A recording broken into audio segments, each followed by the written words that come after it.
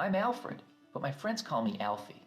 All I was trying to do was find a nice quiet place where I could think about stuff without bothering anyone.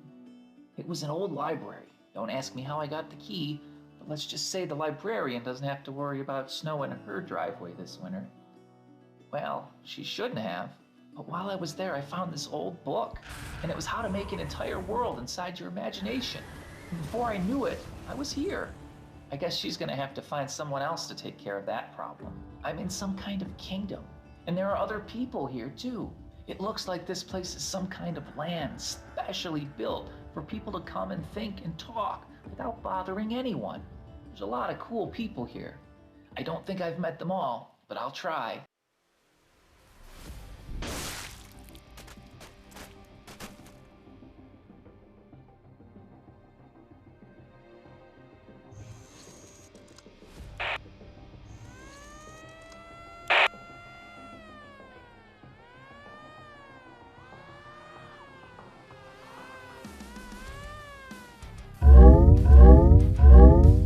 Hey, what's going on?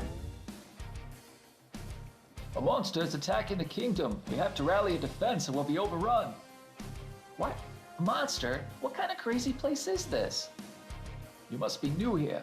We don't have time for introductions. All you need to know right now is the monster will be here any minute. And if you aren't going to fight, you better find somewhere safe to hide. Fight? Hide? What kind of choices are those? All I know is I don't want to be alone with all kind of monsters running around. Fair enough. Come with me. Just hang back and watch. I'll show you how we do things when monsters come around. Now pay attention. This is the fun part. It's where everyone comes together and shows their support for the defense. Sort of like a roll call and battle cry mixed all in one. There's just one catch. What's that? We have to listen to that guy. Which guy? This guy, the voice of It Me. That guy. The stage is set for another invasion here in the land of It Me, and the weather couldn't be nicer for everyone to get together. Every invasion is different, ball of wax. You never know who's going to be around to help take care of business. Let's take a look at this week's starting lineup. Shown below are live action photos taken as everyone declares their intent to put up a good fight. Let's go over to the highlight reel and give everyone a moment to announce themselves.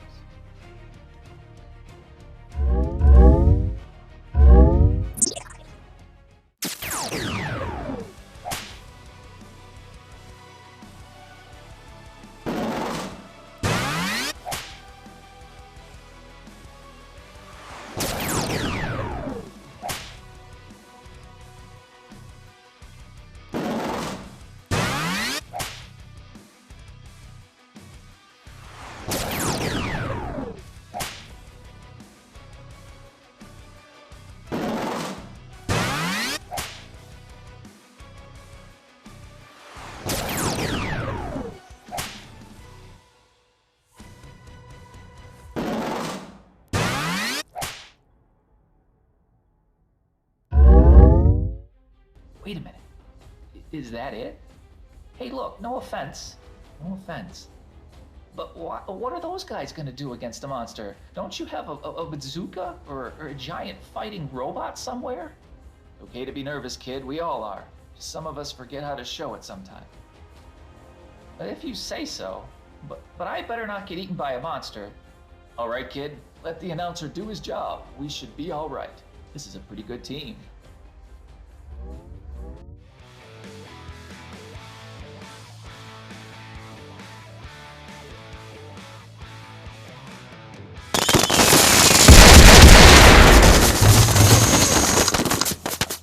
It looks like the monster is approaching the city and our heroes below are in a position to put up a good fight.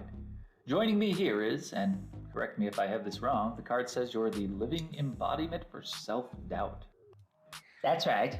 Well, that sounds like a bit of a mouthful. With you looking like that, is it okay if I call you the Jester? I'm not okay with it. I want to be called the Joker. Well, I can't call you the Joker. No, you can't. And why's that? Because Batman did it first. Oh.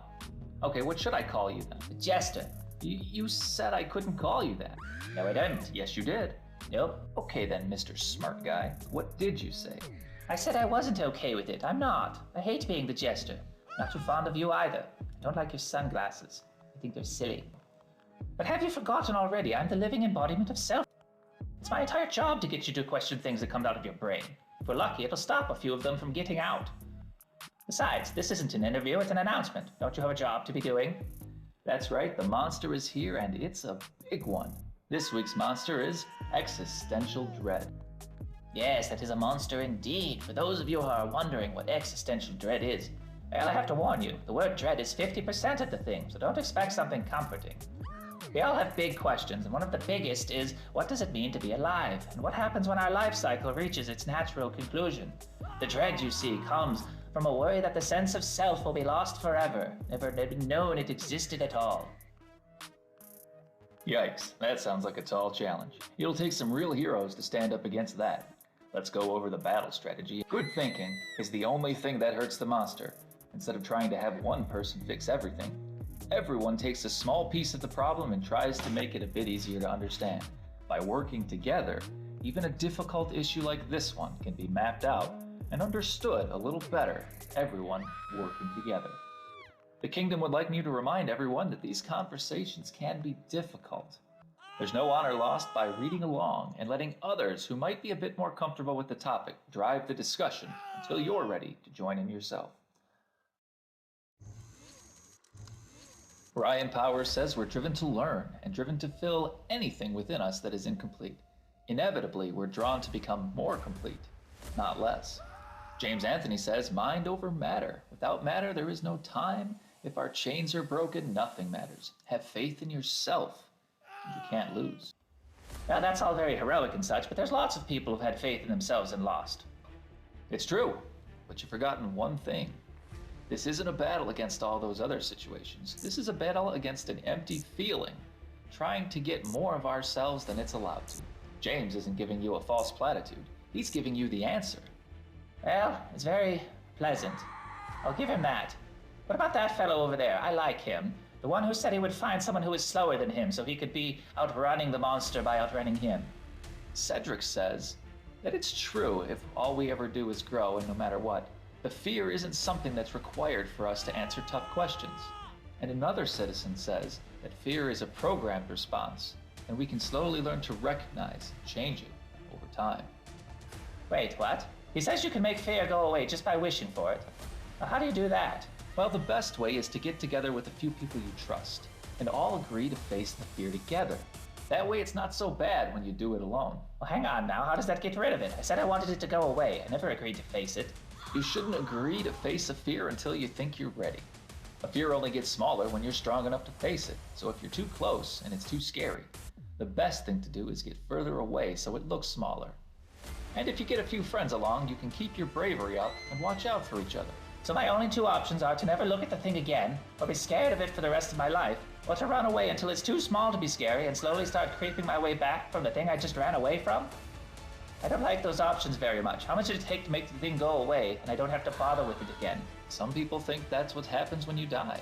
You're not being very helpful right now. Is this thing almost over? I don't like thinking about existential dread. It's always darkest before the dawn. Watch this. Bradley comes in with a fierce assault. He draws his mighty sword of logic and uses it to attack, saying it's his choice to choose to worry about something he cannot change. Ah yes, but look out! What if that's the worst thing to be doing? You could be making a terrible mistake. He's not.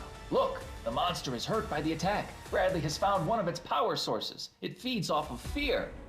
Bradley braces against self-doubt, and his armor of knowing he can't know either way negates the worry as unverifiable. He's done it. At least he is safe. Quickly, the monster is weakened. Let's bring together everything we've learned and use it all at once. We are creatures of growth and change. There are some things that are scary to imagine that we have no way of knowing if they're true or false. We have the choice to control how we respond to the feelings inside us.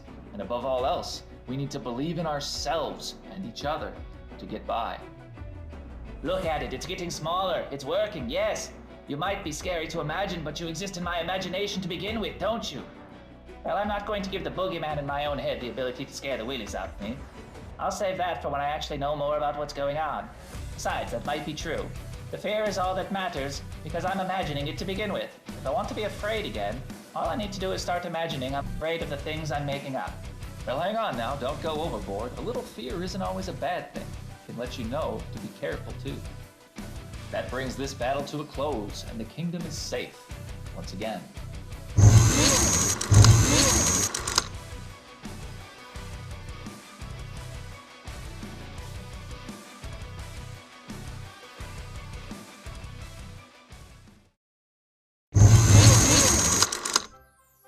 Wow, that was incredible! You made the thing run away! For now, anyways.